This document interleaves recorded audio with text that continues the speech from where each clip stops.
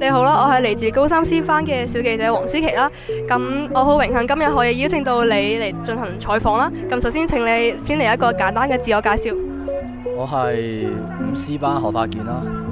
好，咁我想問下啦，咁前兩項跳遠同埋3個跳遠已經圓滿結束啦。咁我想問下，你係呢個目前嘅呢個狀態同埋發揮是否符合你嘅預期啦？同埋你最滿意或者有遺憾嘅地方喺邊度呢？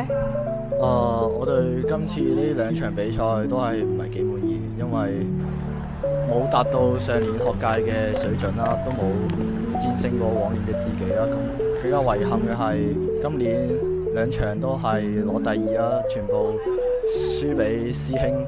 但係我覺得冇嘢嘅，下年我會再嚟嘅。好，咁我想再問下，咁一屆運動會要比3個跳類項目啦，咁你體力分配同埋狀態調整上有冇乜嘢小技巧呢？咁我嘅專項係跳高啦，咁相比於跳遠同深刻跳方面啦，跳遠係有6跳噶嘛，咁我會選擇休息1-2跳咁樣，留翻啲體力俾我最主力嘅跳高。好，咁從練習到比賽啦，咁邊一個瞬間讓你覺得堅持練習係正確嘅、值得嘅？我覺得最值得嘅就係每一次比賽都可以提升自己、突破自己啦，戰勝往年嘅自己。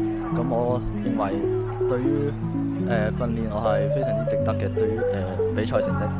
好，咁對呢幾日一直為你加油嘅同學同埋老師，有冇嘢想同佢哋講呢？首先好多謝佢哋嚟支持我比賽啦。咁仲有好多謝佢哋到我比賽嘅時候就會不斷咁幫我影相、幫我調整啦，就係咁。好，唔該晒。